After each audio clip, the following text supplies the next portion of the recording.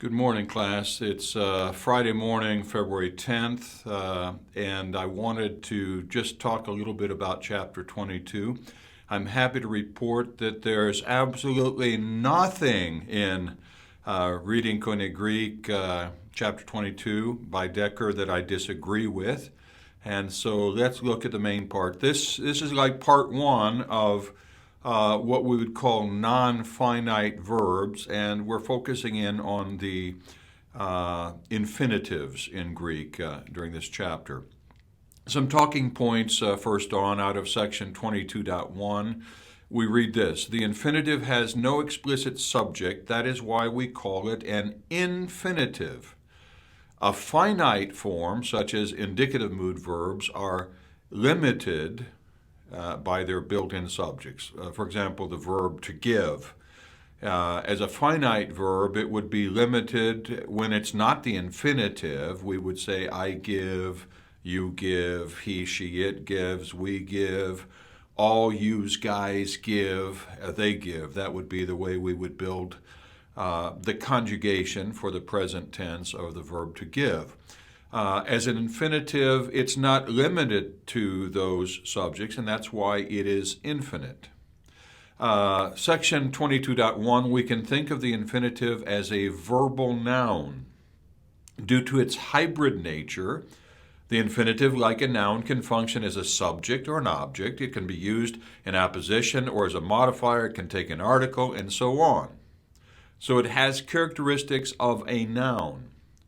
To think of an English example of an infinitive that functions in a sentence as a noun, I cite William Shakespeare. To be, that's the infinitive. It's also the subject of this sentence. To be or not to be. That infinitive phrase, to be, is functioning as a noun in each side of that Shakespearean quote. Okay? But since an infinitive is also a verb, it can describe an action or state, like verbs do. It can have voice, like verbs do. It can take an object. It can be modified by an adverb, and it has tense or aspect. Okay, so here's the key point. An infinitive is actually a verbal noun. And as such, an infinitive might look down its nose at a verb and say, you think you're tough. Anything you can do, I can do, maybe even better. So let's look at just how infinitives work. The forms of the infinitive are pretty easy.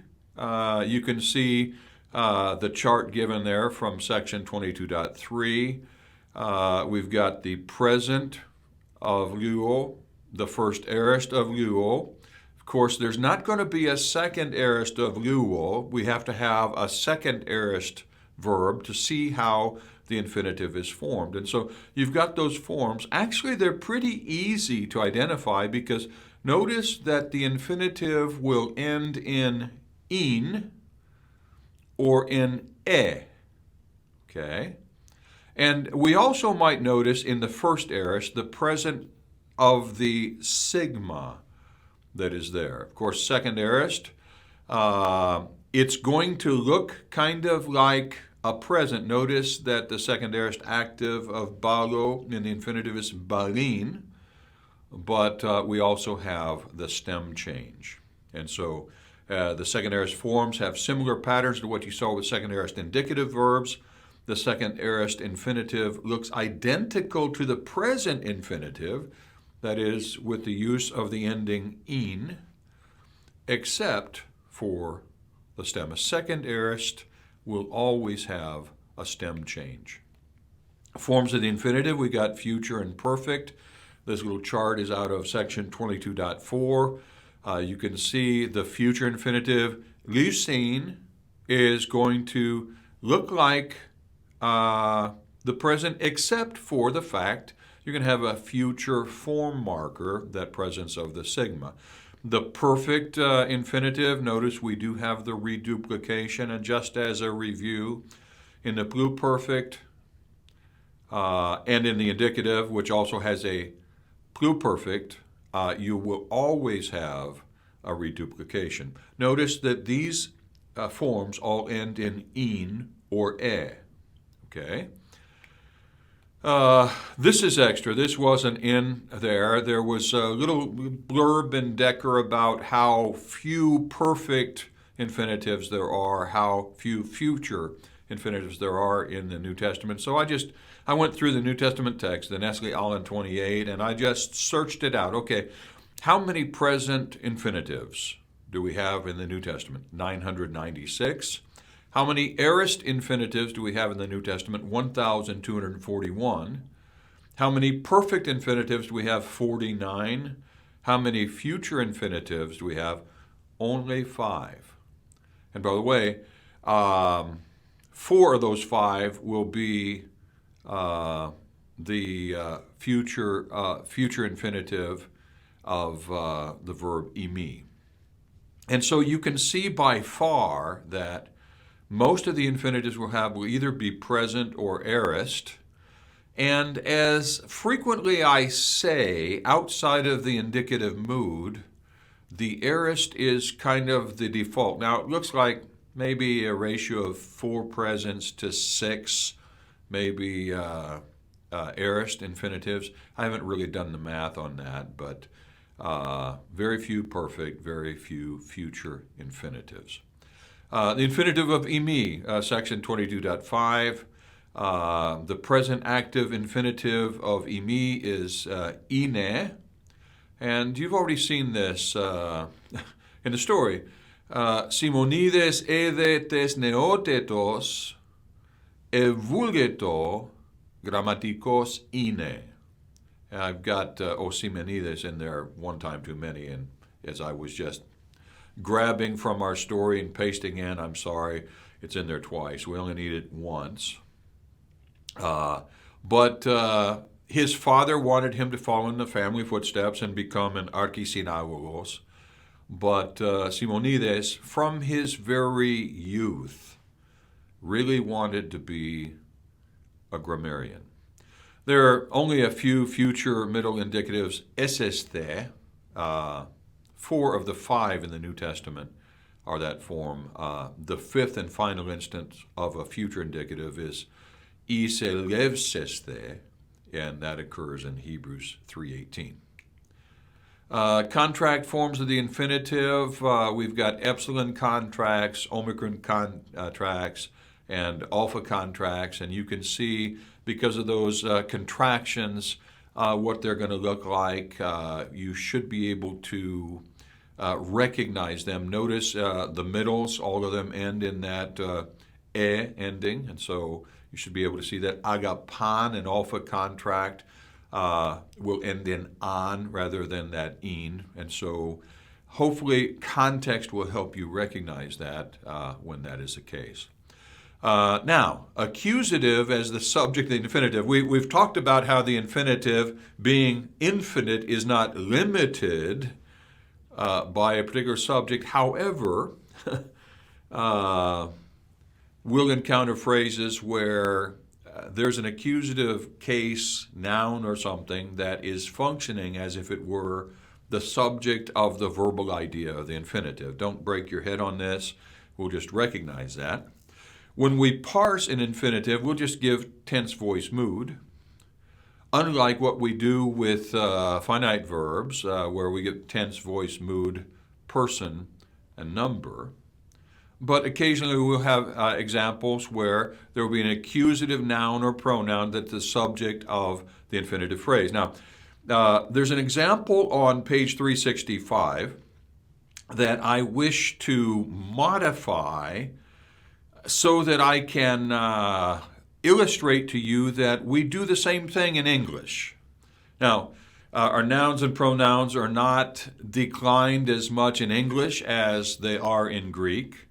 But the objective case in English would correspond to what we see the objective case in Greek, most likely the accusative. And so I wanted to modify the example given on page 365, taken from 1 Corinthians 14:5, which actually says, Thelo imas lalin, And what I did was I have changed that imas, which is the accusative form, and I have changed that from use guys, I want use guys to speak, to I want him to speak. And that's just to illustrate that in English we will use an objective case kind of as a subject of the infinitive as well, because as you see my modified Greek there, thelo afton galin, literally, I wish or will him to speak. We would never say, I want he to speak. No, we would use the objective case pronoun, I want him to speak, as an illustration that English is functioning much along the same lines as the Greek. And if we just left it with the you plural that we actually find in that verse, we don't distinguish between an objective and a subjective you. Okay? And so I changed it to the pronoun he or him so that we could see that the Greek functions much the way English does as well. Well, that was extra. You don't really have to pay attention to that, but I think you will understand the Greek infinitive a little bit better if you do understand that. Okay, accusative object of the infinitive. This is from John 2:24, and actually, this is a pretty good verse to illustrate the range of meaning of a verb that's not even in there. It's pistevu. But the section here we've got diato afton ginoskin pandas. That afton, accusative pronoun, is functioning as the subject of the verbal idea to know because he knows. The verbal idea of ginoskin is no. And so the afton is working as the subject of that. But we've got another accusative there. Pandas is the directo object. I must have been thinking in Spanish when I wrote that. I'm sorry. It's got a mistake. Okay. It's the direct object of ginoskin. What did he know? Well, he knew all things. And so in this little phrase in John 2:24, we've got the infinitive phrase. We've got two accusatives. One of those accusatives is functioning as the subject, as if it were, of the infinitive to know, because he knew, or because he knows. What does he know? The second accusative is pandas. He knows everybody. Okay? Infinitive with an article or preposition. Okay? Beginning in section 22:21, we can read this. The infinitive may be used with or without the article. If it is an article, the most commonly used article would be the singular neuter article, and I'd suggest it would be the infinitive, to. It would be the accusative form. We know the nominative and the accusative are going to have the same form. The next most common article that would be used would be the neuter singular genitive to. Okay? Now, when an infinitive is preceded by a preposition, there will be an article. There will be specific idiomatic nuances of meaning. And this is presented to you in what Decker calls advanced information in the text, sections 22.22 through 22.30. And I'm just going to summarize what you can read in that because it's listed as advanced information, but it really is a good thing to know. And so, infinitives in purpose statements. First off, we've got an anarthrous infinitive. That means an infinitive that has no article. And so you can see that it says in Luke 3:12, Eilthon, that's the second aorist of erchome, telone, and that's a word that we haven't had, I think, because it's the word for tax collectors. So that's the subject of the verb eilthon. Tax collectors went, and we just have an infinitive, baptisthene, okay, to be baptized. And that's an aorist passive infinitive, And you already know that the theta eta is an aorist passive like form marker. Okay? So tax collectors went, or tax collectors came to be baptized. Okay? And so we just have the infinitive without an article. We do have infinitives with articles. You can see in Luke 8:5, exelthen, that's exerchome, o spiron, that's the sower, tu spide, ton sporon aftu. Okay, we haven't had those words. The word to sow is spiro, and so the sower that's a participle. We'll look at those a little bit later. O spiron is the one who sows. Went out with what purpose? To spide, to sow, and we've got the articular infinitive there, spide. Okay. By the way, that is what I'd call an aorist active infinitive. It would happen to be a first aorist active infinitive in the chart. Normally you'd see that sigma alpha iota, but let me remind you. Now, Sarah, don't get too excited and don't put an exclamation point. That's a private joke, by the way. Liquid aorist has no sigma. Okay? So the sower went out with the purpose of sowing his seed. Okay? The sower went out to sow its seed. It's an infinitive. It uses the article to, but is to show the purpose for which the sower went out. Okay, articular infinitive with a preposition. Let's see how this works. Romans 3:25 and 26. On, there's a relative pronoun. Did I misspell a word? I think maybe I wanted to say proetheto. I'm going to have to look at that. On the screen, it doesn't look good. I think it should be P rho omicron, accented epsilon theto, whom God placed elasterion. That's the atoning sacrifice. And look at the infinitive phrase, isto ine afton dikeon. We're talking about purpose statements, and sometimes you will see this preposition is followed by the accusative article to, because is always takes its object in the accusative. Isto ine afton dikeon. So the afton is functioning as the subject, as it were, of this infinitive ine. So God placed him an atoning sacrifice in order that he might be, infinitive of imi, ine, dikeon. Okay. Next thing we see in this advanced situation is infinitives can be used in result statements. We got some of the same structures there. In context will tend to show whether the phrase is actually used to describe the purpose, that is something that we hope would take place, or the result, which is a successful outcome of the purpose. And so purpose and result are kind of like two sides of the same coin, and context will show if the desired use should be interpreted as purpose, what we want to happen, or as a result, what successfully did occur with that idea. And so purpose and result always go side by side, kind of like two sides of a single coin.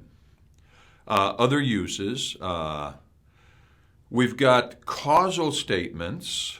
Notice this, dia to plus the infinitive. Dia with the accusative means on account of or because of. And so a phrase dia to plus any kind of infinitive will show cause, because, something happens. We've got temporal statements. This is out of 22.26. The preposition pro Pro is a preposition which will take its object in the genitive, and that's why in this structure we've got pro tu, a genitive article, and that structure will mean before. Eos tu, eos means until, and it takes its object in the genitive. So in this kind of structure we'll have eos, the genitive article tu, plus an infinitive, and it means until. Metato. The preposition meta with a genitive object means with. We've seen that before.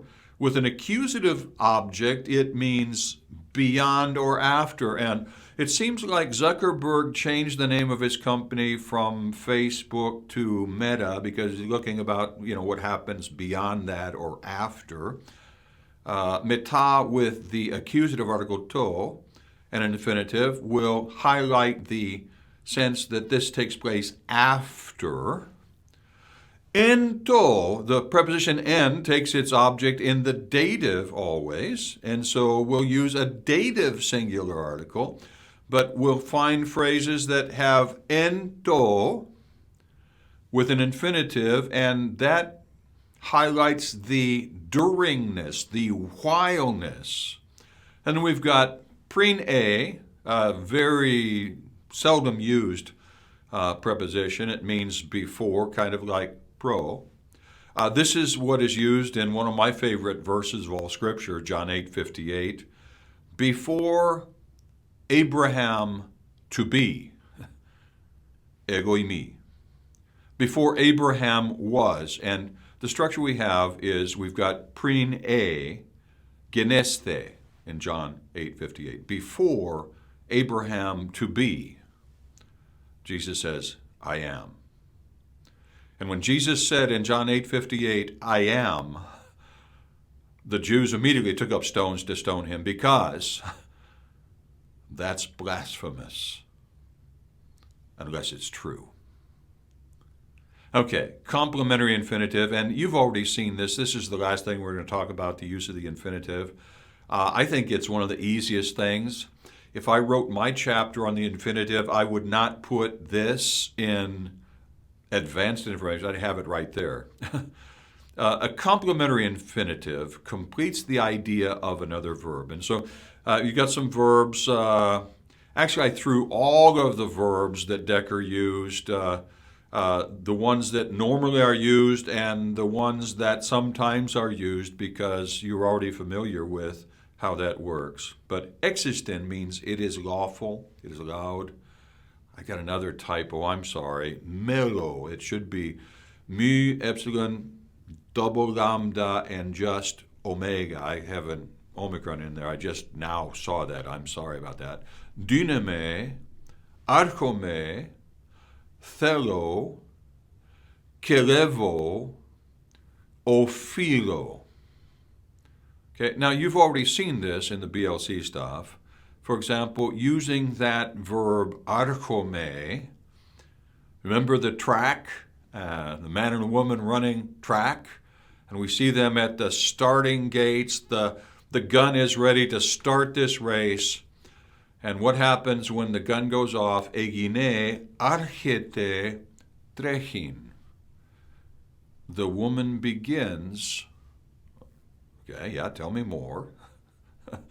What she begin to do? You see, in English we use the same thing, where some verbs just expect to be completed by an infinitive. She begins, okay, what? She begins what? She begins to run. And then where you have this snot-nosed kid telling another kid, pick up that rock, and if it's a small rock, he picks it up, no problem. But if it's a big rock, he can't do it. And so we've seen udiname ade ton lithon. I'm not able. Not able to what?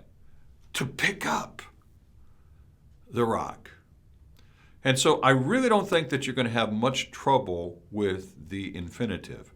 This advanced information, particularly the use of an articular infinitive with a preposition, the meaning will be determined by the meaning normally of that preposition. And so just be aware of that. I think this is a pretty easy chapter. So I look forward to seeing all of you again next week. Blessings, and we'll talk about it later.